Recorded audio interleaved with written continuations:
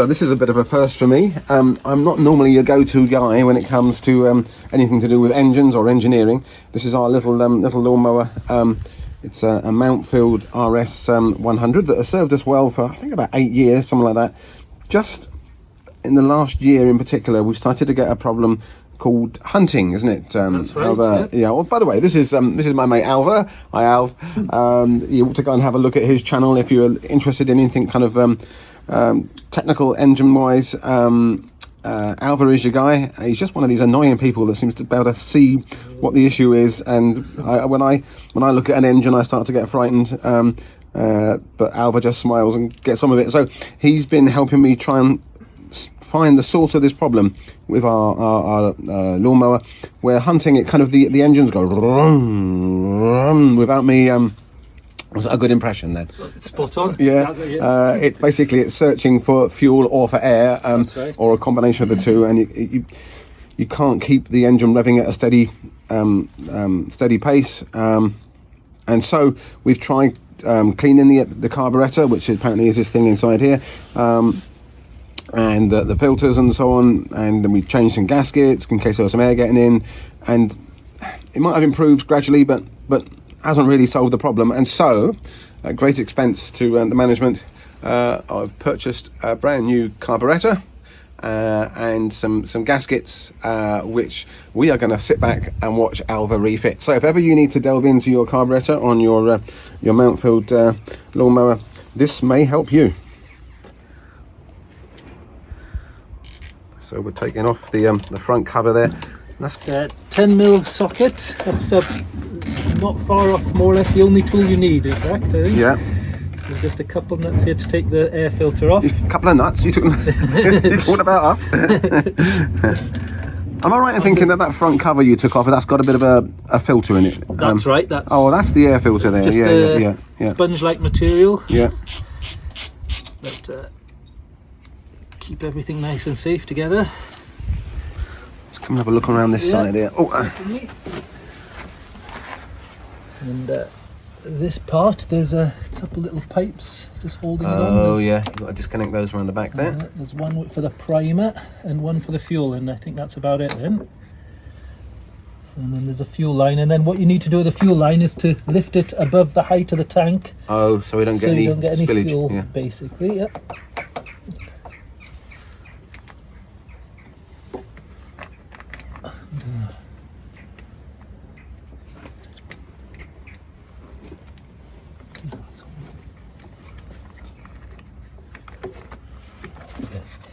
Little air pipe there as well. There we go.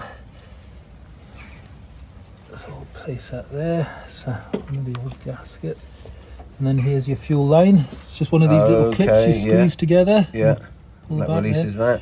So we'll try to squeeze the pipe a little bit again, just to stop the fuel coming out. Basically, yeah. We'll have a few droplets, but that's no harm in that. As long as you're not lighting a cigarette, you're fine. I just put mine out, yeah. Well, it doesn't wish to... Oh, there we go. Okay. So a little bit of a twist. Yeah. Wiggle it just a little bit. There's a song back in the 1970s or something. Oh, before my time. And then we just pull the carburetor off gently like that, and then there's there's a throttle cable there, so right. You need to just carefully sort of twist and lift that up at the same time.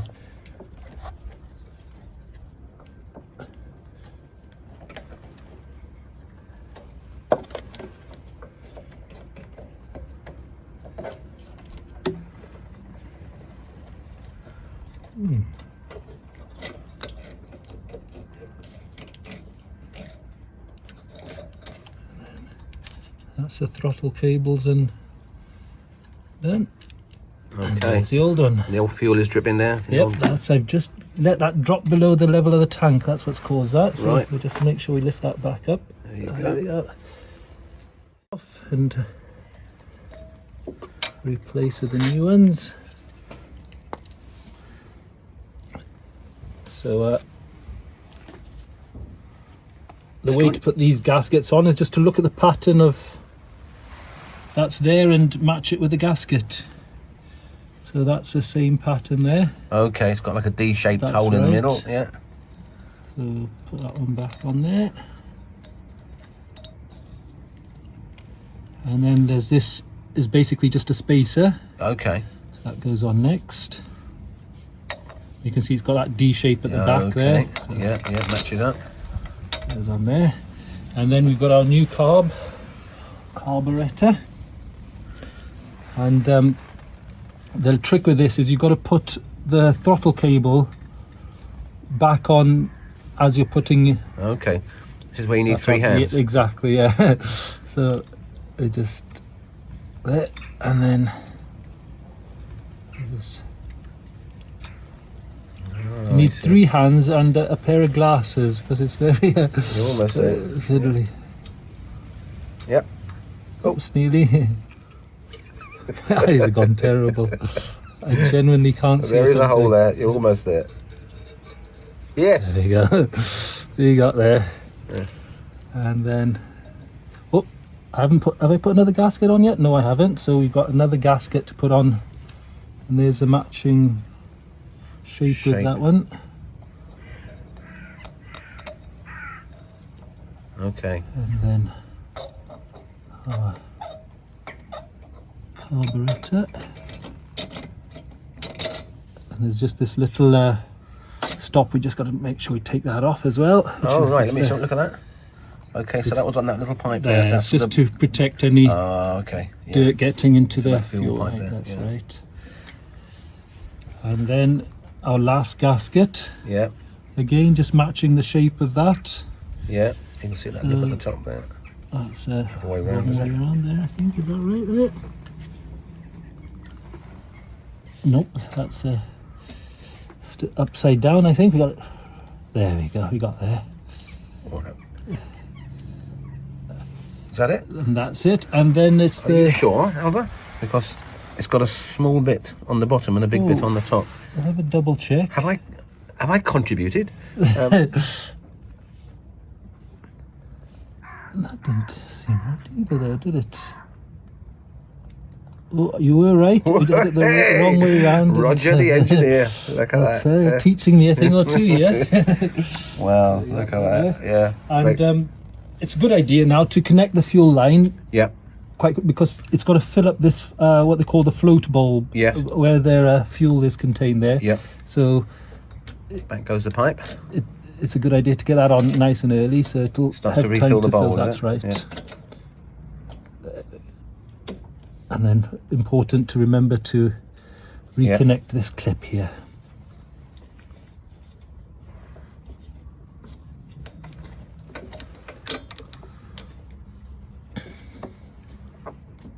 You can find it. Small hands are a plus in this job as well. Yeah, that would help, wouldn't it? I'd love to help, but I'm too busy holding the camera.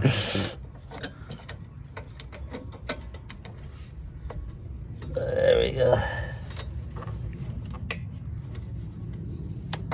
Make sure it's pushed all the way in there, and then give it a squeeze before putting it back on, and then that opens it up, and then that's it basically. Okay, good.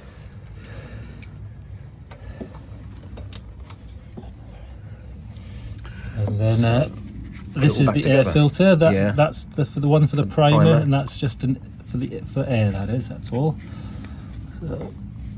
So there's a pipe there which that joins onto there. Can you see that? That pipe there joins onto this one. Okay, yeah, that makes sense. Yeah.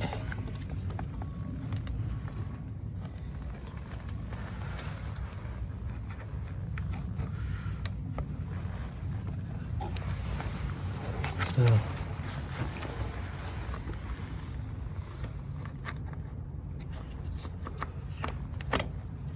I'll just sort of carefully line everything up. There we go. And Is it quite important that you talk to yourself as you're doing this? Extremely, yes. Yeah. You do it well. I have to say. Yeah. There's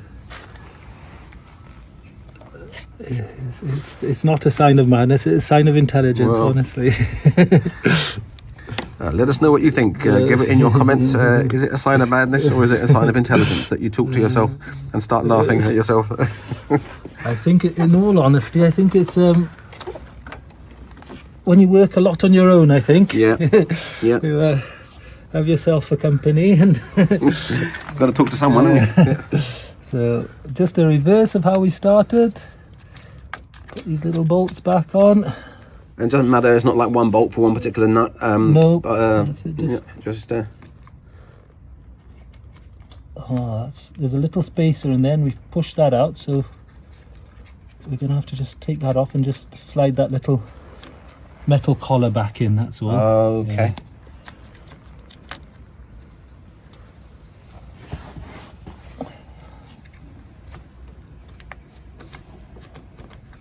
Yeah.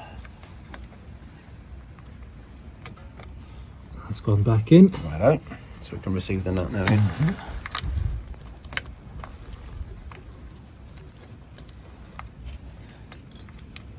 All joking aside, I think I do genuinely, once you get over that age, say 40, Yeah. your eyes aren't as sharp as they used to be. And No.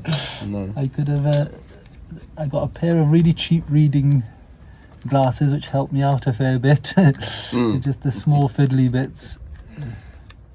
Do you, one of the problems for me when I try and doing this stuff, because I just don't, I don't really understand engines, and I've got very little experience of them, and I find them very frustrating. I get quite angry, perhaps angry with myself, you know. Do you ever get that? Or cause whenever I've observed you when things aren't going right, you kind of have this kind of wry grin on your face, as if you're enjoying the challenge, you know. I suppose I'm not frightened of getting it wrong, you know. It's all. I think that might help. That's a good point. I think you've got to think of the worst case scenario. If you get it wrong, what's the worst thing that could happen? It's not usually that bad. So, I think that's a good motto. I think for me the worst thing is I have to go and tell my wife. It can be quite bad. Now this is I'm not saying it's on the edge of things, but I think it'll be an exciting moment to see if this actually works, because we've had a lot of attempts at this, haven't we? So, ladies and gentlemen of the internet and YouTube, can you sense the tension mounting here, having spent many a happy hour swapping things around and cleaning and re-cleaning and reassembling and trying this. So I think the first thing we'll just press this the primer there, and that will also indicate whether fuel has got into the system yet. And I can just about see a little jet of fuel going in there as I'm squeezing it. So that means we're getting fuel in there. Right. You can hear it in there. So, okay, that's a good start. Yeah. So just make sure that these... And one of my downfalls in mechanical work is very tempting to over-tighten things. Yeah. So try to resist that. Just do it till it pinches in. It's a difficult thing to describe. It's a feel, you know. It's sort of. Because you were saying that the carburetor is made from quite a soft. Is it aluminium? That's right. Yeah. So if you over tighten, you can actually kind of dent the. And you're using steel nuts and bolts and things, so you want to just be careful with things like that and resist the urge to give it that extra twist and turn. Yeah. So now I'll put the cover on. Shall I do the honours, or would you like to? Well, since I got the camera, Alvar, you can take all the glory, or all the shame. Let's keep everything crossed. So we've given the carburetor a bit of a prime.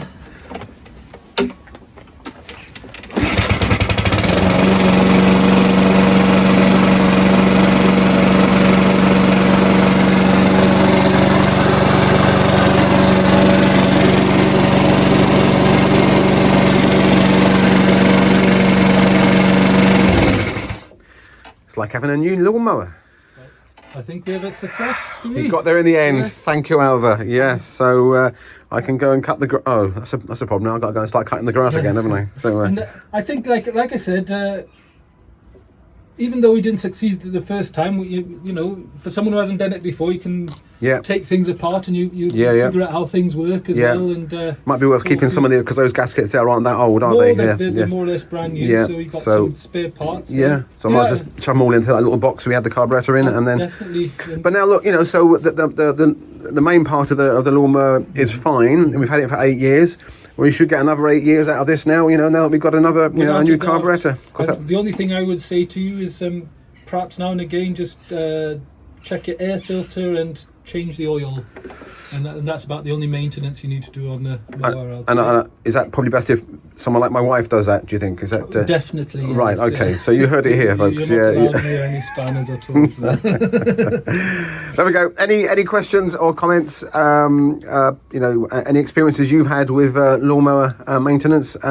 Please let us know, and don't forget to go and have a look at Alvar's channel, which is Michello DIY. Yeah, correct. Okay, well I'll put that in the comment section as well, but so that people can go and find you. There we are. Enjoy your garden. Speak to you soon. Bye.